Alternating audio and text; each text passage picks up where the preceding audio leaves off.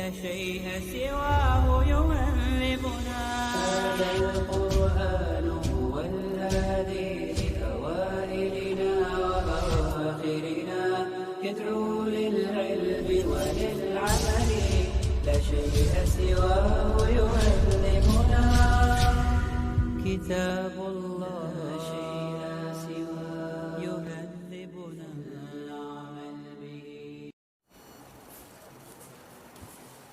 إن الحمد لله نحمده ونستعينه ونستغفره ونعوذ بالله من شرور أنفسنا ومن سيئات أعمالنا، من يهده الله فلا مضل له ومن يضلله فلا هادي له، وأشهد أن لا إله إلا الله وحده لا شريك له، وأشهد أن محمدا عبده ورسوله.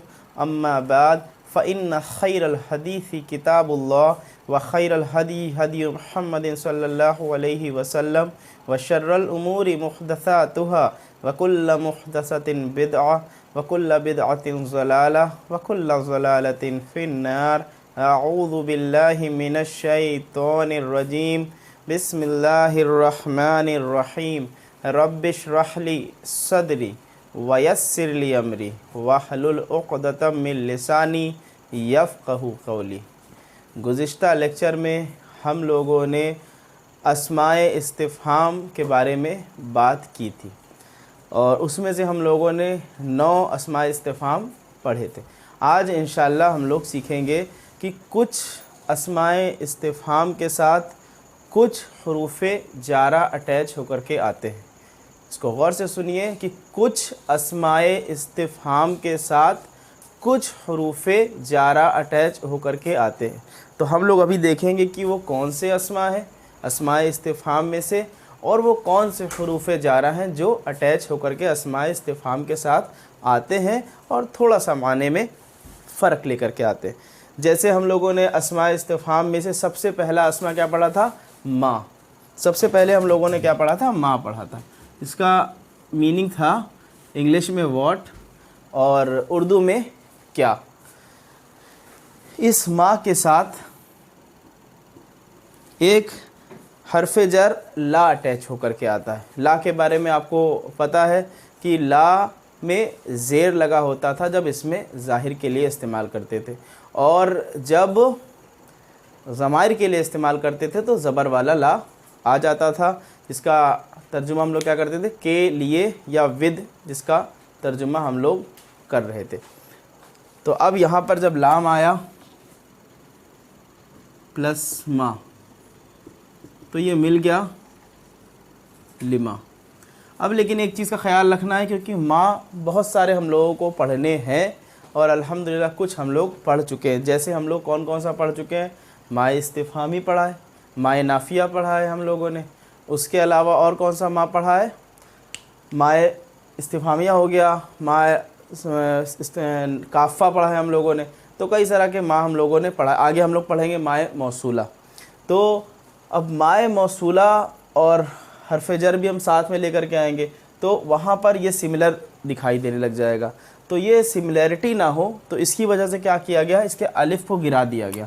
तो जब हम लिमा लिखेंगे तो अलिफ़ नहीं लिखेंगे। तो इससे ये पहचान हो जाएगी कि ये माँ इस्तिफ़हामिया के साथ हुरूफ़ जारा ला लगा हुआ है।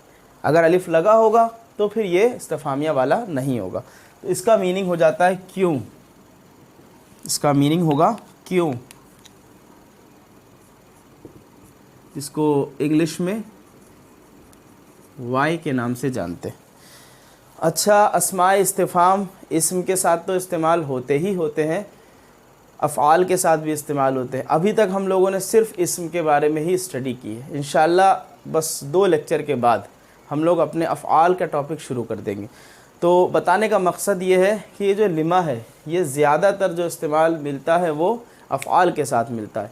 तो अभी फ़िलहाल हम कुरानी एग्ज़ाम्पल तो हमें इस्म के ताल्लुक़ से नहीं ध्यान आ रहा है, बाकी मज़ीद एक एग्ज़ाम्पल कर लेते हैं जनरल।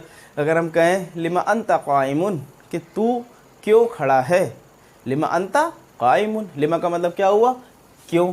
और अफ़आल के साथ कुरान में जैसे सूरह सफ़ में मिलता है कि लिमा तक़ूलूना मा तफ़अलून, कि वो क्यों कहते हो। तक़ूलूना आप इंशाअल्लाह फ़ेल में पढ़ेंगे, मा ला तफ़अलून, जो तुम करते नहीं हो। तो ये सूरह सफ़ की आयत है और मुमकिन है, हमें ध्यान एग्जैक्टली आयत नहीं है, शायद आयत नंबर 2 है, इसको देख लीजिएगा। बहरहाल लेकिन लिमा का इस्तेमाल वहाँ फ़ाल के साथ हुआ, फ़ाल आपने पढ़ा नहीं, तभी इस पर गुफ्तगू ज़्यादा नहीं कर रहे हैं, सिर्फ ये मीनिंग हम बताते चल रहे हैं कि इसका माना क्या होता है, और आपके जहन में भी रहे कि हाँ ये अस्मा इस्तिफ़ाम हुरूफ़ जारा के साथ अटैच होकर के भी आते हैं, इस वजह से हम अभी इसको बता दे रहे हैं। इसी तरह से माँ के साथ में आता है फ़ी, एक हरफ़ जर हम लोगों ने फ़ी भी पढ़ा था, फ़ी का मतलब था में, तो जब ये माँ के साथ अटैच होकर के आता है तो इस तरह से बनना चाहिए था। इसमें भी क्या करते हैं, अलिफ को गिरा देते हैं, फ़ीमा, क्या हो जाएगा, फ़ीमा, इसका मीनिंग बनेगा किस चीज़ में, किस चीज़ में।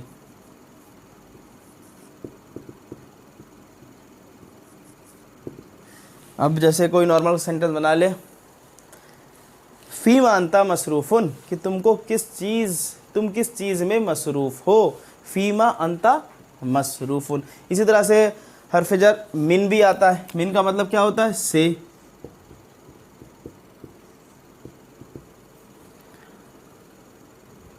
अब अगर हम ऐसे लिखें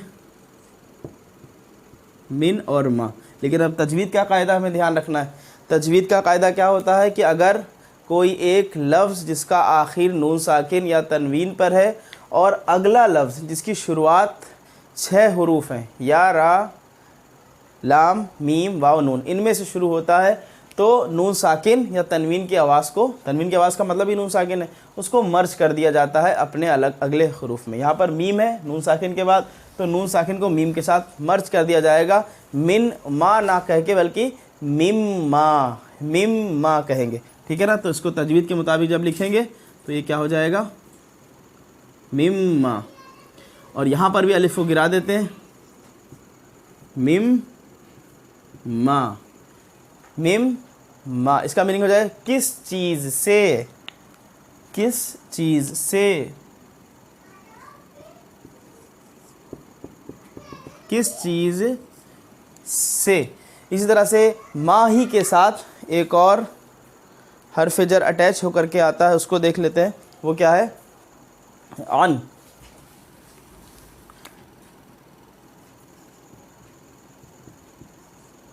अब यहाँ भी वही सेम चीज़, नून साकिन के बाद मीम आ रहा है तो इदगाम हो जाएगा, अन मा ना हो करके अम्मा, लेकिन अलिफ गिर जाएगा, अम्मा। इसका मतलब किस चीज़ के बारे में, किस चीज़ के बारे में, किस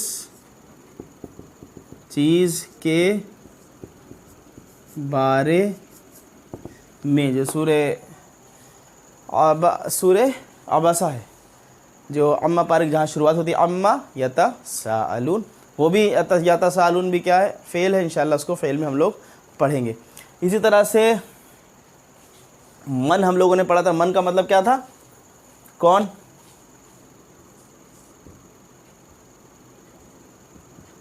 मन के साथ अटैच होकर के आता है हुरूफ जारा ला, ज़ेर वाला, ली प्लस मन, तो ये क्या बन जाएगा, लिमन, लिमन। अब लिमन का मतलब क्या होता है, किसके लिए, लिमन का मतलब किसके लिए। इसकी मिसाल सूरे मुमिन की आयत नंबर 16, लिमनिल मुल्कुल यौम, लिमनिल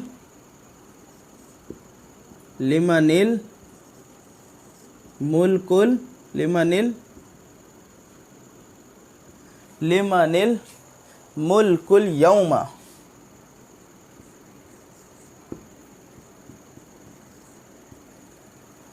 अब यहाँ पर यह बात आपको समझ में आ रही होगी कि मीन का नून साकिन था, और साकिन को जब मिलाना होता है अगले हर्फ के साथ तो यहाँ पर ज़ेर के साथ मिला दिया गया, लिमनिल मुल्कुल यौम, कि आज किसके लिए या आज के दिन किसके लिए बादशाहत है। ये सूरह मोमिन की आयत नंबर 16 है। इसी तरह से और हरफ जर जो अटैच होता है वो आईना के साथ आ सकता है। मिन आईना, आईना का मतलब क्या होता है, कहाँ।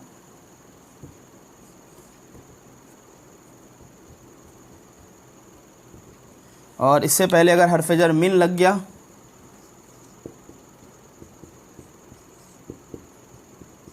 तो ये क्या हो गया, मिन आईना।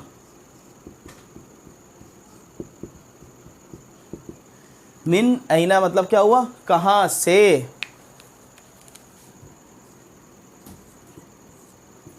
कहाँ से यानी कि हम किसी से सवाल करेंगे मिन आईना अंता, कि तुम कहाँ से। हम किसी शख्स से मिले, हमें जानना है भाई वो किस जगह से बिलोंग करता है, तो हम क्या कहेंगे, मिन आईना अंता। इसी तरह से कम हम लोगों ने पढ़ा था, तो कम का मीनिंग क्या था, कितना। इसी तरह से अगर लग जाए उससे पहले हरफ जर बा, कम, तो बन गया बिकम। इसका मीनिंग होगा कितने में।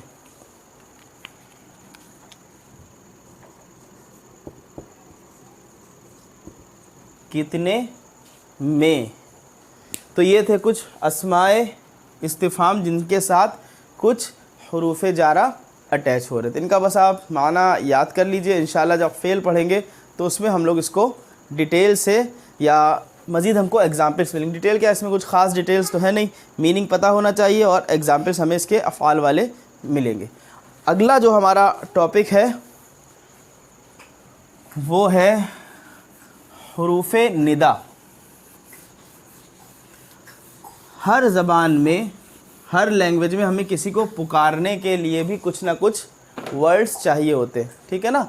कुछ ना कुछ हम लोगों को वर्ड्स चाहिए होते हैं पुकारने के लिए। जैसे आम तौर पर हम लोग अपनी बोलचाल में क्या कहते हैं, ए लड़के, तो क्या किया, ए। या ओ भाई, तो ओ, ए, ये सब के सब क्या है, पुकारने वाले हरूफ, ठीक है ना। इसी तरह से अरबी में भी हमें पुकारने के लिए कुछ हरूफ मिलते हैं, तो वही हमें स्टडी करने हैं। वो कह रहे हैं उसको हुरूफ़ निदा, यानी कि निदा देने वाले हरूफ, पुकारने वाले हरूफ। अब सबसे ज़्यादा जो इस्तेमाल होते हैं निदा के लिए वो है या। अरबी में इस्तेमाल क्या होता है, या। अब इसमें भी ये चीज़ समझ लें कि हम जिस हर्फ से पुकार रहे हैं वो तो कहलाएगा हर्फ निदा, और जिसको पुकार रहे हैं वो कहलाएगा हमारा मुनादा। जिससे पुकार रहे हैं वो हर्फ निदा, और जिसको पुकार रहे हैं वो हमारा क्या कहलाएगा, मुनादा। जैसे अभी कहा कि ए लड़के, तो अब ए क्या हो जाएगा, हर्फ निदा, और पुकार किसको रहे थे, एक लड़के को पुकार रहे थे, लड़के, तो लड़का क्या हो जाएगा, मुनादा हो जाएगा, ठीक है ना। दूसरी चीज़, ये मुनादा वर्ड आपने सुन रखा है, कब सुना था, जब हम लोगों ने वुसअत पढ़ी थी। वुसअत के एतबार से इस्म की दो किस्में बन रही थी। कौन कौन सी थी वो, एक मारफा और एक नकरा। तो उसमें हम लोगों ने मारफा की कितनी अक़साम पढ़ी थी, 7 अक़साम पढ़ी थी। 7 अक़साम में से सबसे आखिर अक़साम क्या थी, मुनादा। तो मुनादा भी किस कैटेगरी में आ गया, मारफा। यानी कि हम जिसको पुकारेंगे, क्योंकि वो जिसको पुकार रहे होंगे तो हमारे सामने खाका खिंच गया होगा, हमारे जहन में होगा कि हम किसको मुखातिब हैं, किससे हम पुकार रहे हैं, किससे बात करना चाहते हैं, तो वो नकरा ना रह जाएगा, फिर वो मारफा बन जाएगा। तो 7 कैटेगरीज़ में हम लोगों ने पढ़ा था। 7वीं कैटेगरी मुनादा, जिसको पुकारा जाए वो भी मारफा की कैटेगरी में आ जाता है, ठीक है ना। तो जैसे हमने कहा कि ए लड़के,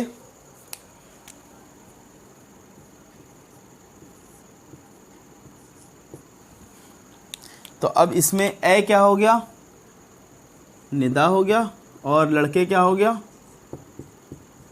मुनादा हो गया, ठीक है ना। अब इसका कुछ इस्तेमाल का तरीक़ेकार सीख ले कि जब हरफ निदा ऐसे इस्म के साथ आएगा जिसमें तनवीन लगी हो। फिर से बताते चले, पहला पॉइंट है हमारा ये कि जब हरफ निदा, हमारे पास हरफ निदा क्या है, या है, वो किसके पहले लगी हो, ऐसे इसके पहले जिसके पहले जिस पर तनवीन लगी हो, या यूँ कह ले तनवीन वाले इस्म के साथ। तो क्या होगा, इसका एग्जाम्पल भी लेके चलते हैं। हमारे पास इसमें ज़ईदुन, हम जैद को पुकारना चाहते हैं, ओ जैद, ज़ईदुन, इससे पहले हमने या लगा दिया। तो अब इस या का काम क्या होगा, तनवीन वाले इस्म से एक तनवीन को वो हटा देगा, एक हरकत को हटा करके, यानी कि ज़ईदुन की जगह क्या बन जाएगा, ज़ईदू, या ज़ईदू, या ज़ईदू। जैसे कुरान में भी इस्तेमाल हुआ है, या इस्तेमाल हुआ नारुन के साथ, आग के साथ, तो या जब लगाया गया तो क्या बन गया, या नारू, नारुन नहीं रह गया वो, बल्कि उसकी तनवीन खो गई और इराब उसका यहाँ पर पेश हो गया, सिर्फ तनवीन से हट करके सिर्फ पेश बन गया। या जब भी तनवीन वाले इस्म पर लगेगा तो उससे पहले तनवीन हट जाएगी। जैसे अगर ए लड़के की अरबी कर लिया जाए, या वलदुन, या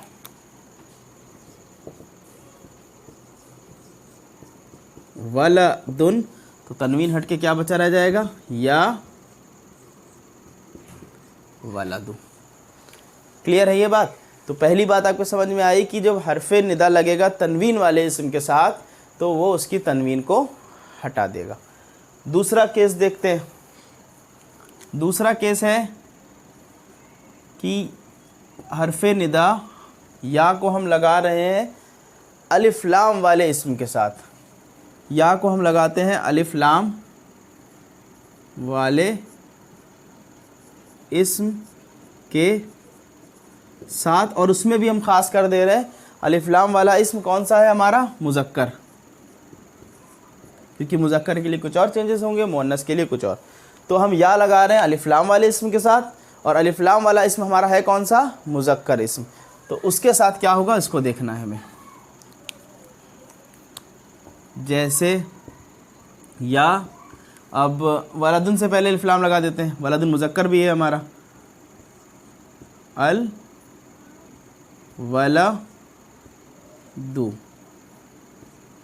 तो ये क्या करता है,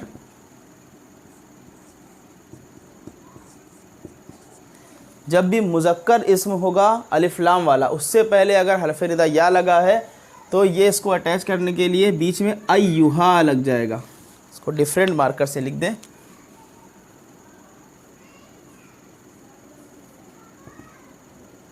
अय्युहा, या अय्युहा अल वलदु, और हमको पता है हमज़तुल वस्ल लिखने में बाकी रहता है, पढ़ने से साकित हो जाता है, तो क्या बन जाएगा, या अय्युहल वलदु, या अय्युहल वलदु। इसकी बहुत सारी आपको मिसालें कुरान में मिल जाएंगी। जैसे हम लोग क्या कहते हैं, या अय्युहल इंसान, या इसी तरह से और हमें क्या मिलता है, या अय्युहल काफिरून। अब वहाँ क्या अल काफिरून, उसको भी लिख के कर लेते हैं तो बात समझ में आ जाएगी। या और अल काफिरूना,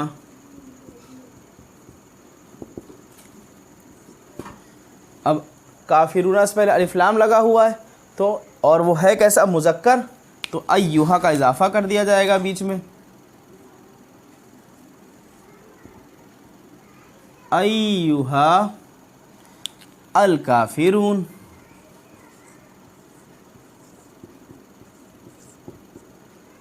अल काफिरून। और वो बात हमें याद है कि ये हमज़तुल वस्ल है, तो या अय्युहल काफिरून, या अय्युहल काफिरून, या अय्युहल काफिरून। इसी तरह से या अय्युहल इंसान।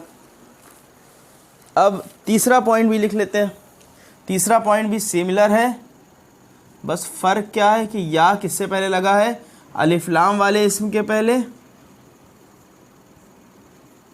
अलिफ लाम वाले इस्म के साथ, और वो अलिफ लाम वाला कौन सा है, मुअन्नस। यहाँ क्या था, मुज़क्कर, अब ये है मुअन्नस।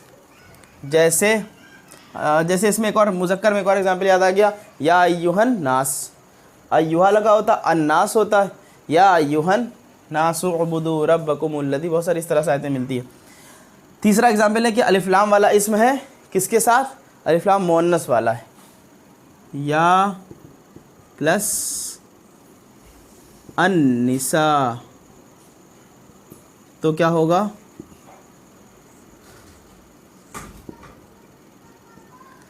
जब भी मुअन्नस होगा अलिफ लाम के साथ, मुज़क्कर के साथ, तो अय्युहा का अटैचमेंट हुआ था। मुअन्नस जब भी होगा तो अय्यतुहा, अय्यतुहा, अय्यतुहा, अय्यतुहा। और अन्निसा में हमज़तुल वस्ल, तो ये क्या बन जाएगा? या अय्यतुहन निसा, या अय्यतुहन निसा। इसी तरह से वो क्या है? अन्नफ्सुल मुतमइन्ना, अन्नफ्सुल मुतमइन्ना, उससे पहले या लगा दिया, या प्लस अन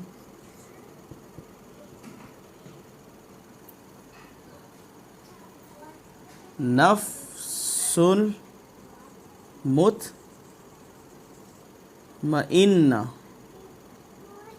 नफ्सुल मुतमइन्ना।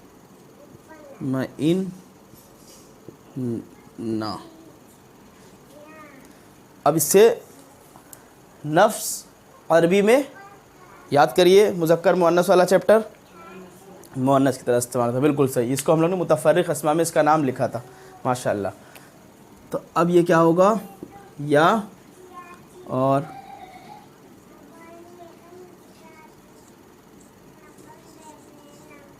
मुतमइन, और बीच में अय्यतुहा आ जाएगा।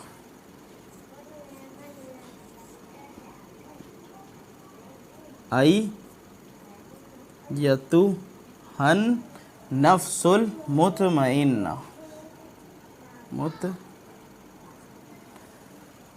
तो कुरान में क्या पढ़ते हैं? या अय्यतुहन नफ्सुल मुतमइन्ना इरजिई इला रब्बिही। ये तीसरे पारे की है सूरह ज़हन में इस वक्त याद नहीं आ रही, लेकिन बहरहाल आपने सुन रखी होगी बार बार। या अय्युहन नफ्सुल मुतमइन्ना, तो अय्यतुहा का इजाफा बीच में कर दिया गया। अब चौथा केस और देख ले, चौथा और लास्ट केस, और ये भी बार बार यूज हुआ है।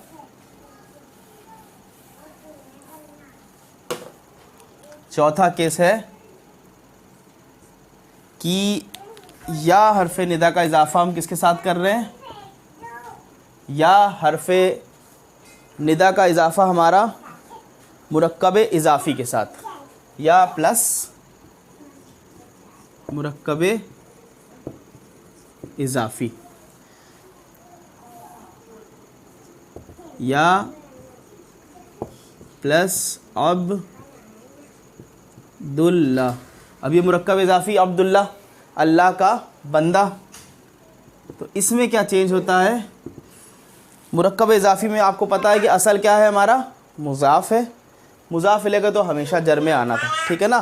तो जब हरफ़े जर या लगा होगा तो वो क्या करेगा कि मुज़ाफ़ को नसब दे देगा। इसको फिर से याद कर लीजिए कि जब या का दाखिला मुरक्कब इजाफ़ी पर होगा, मुज़ाफ़ इलैह में असल हैसियत किसको हासिल है? मुज़ाफ़ को। तो जब या दाखिल होगा इस पर तो मुज़ाफ़ को ये नसब दे देगा, यानी कि अब हम इसको पढ़ेंगे या अब्दुल्लाह, या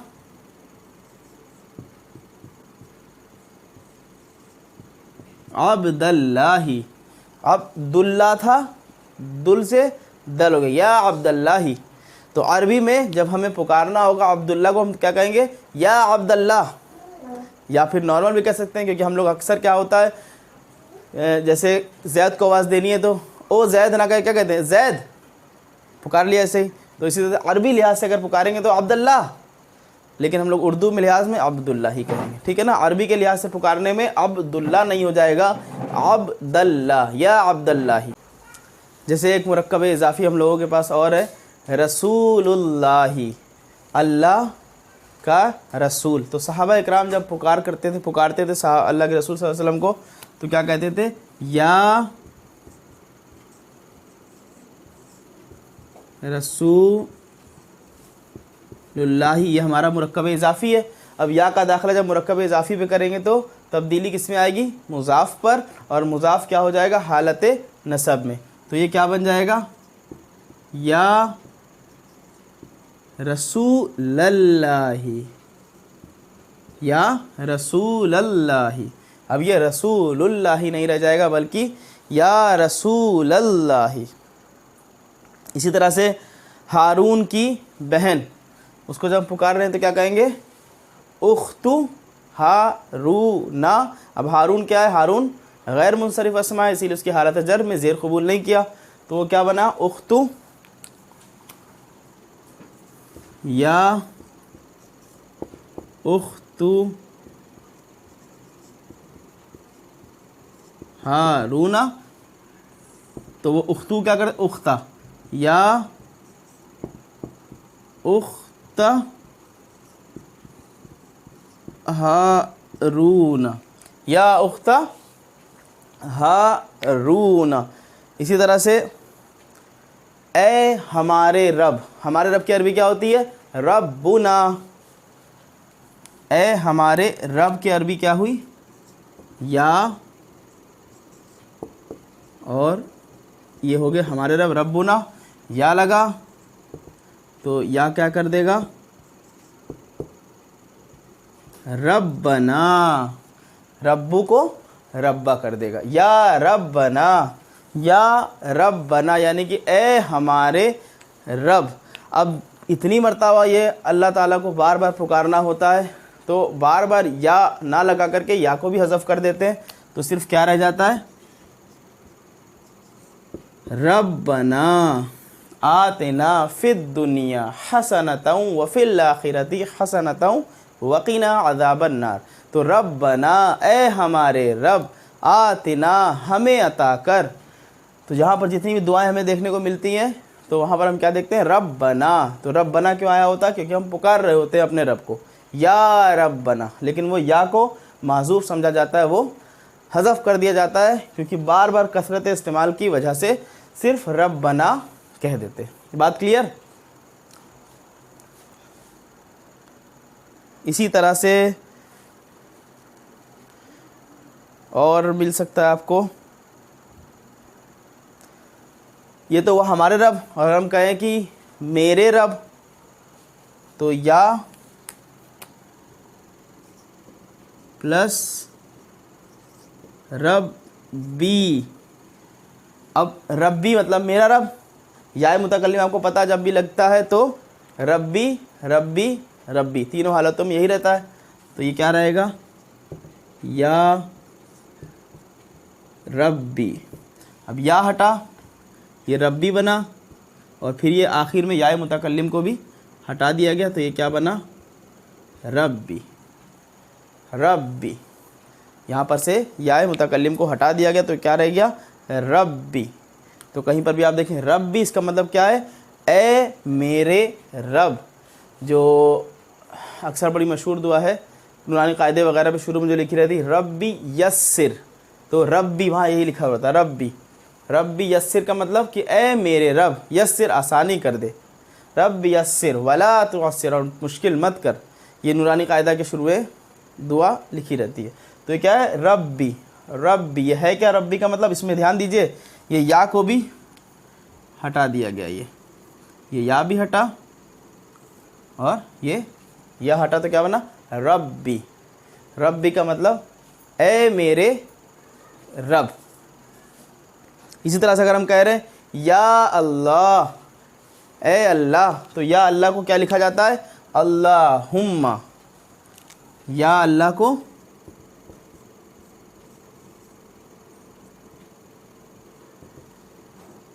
ये लिख दिया जाता है अल्लाहुम्मा,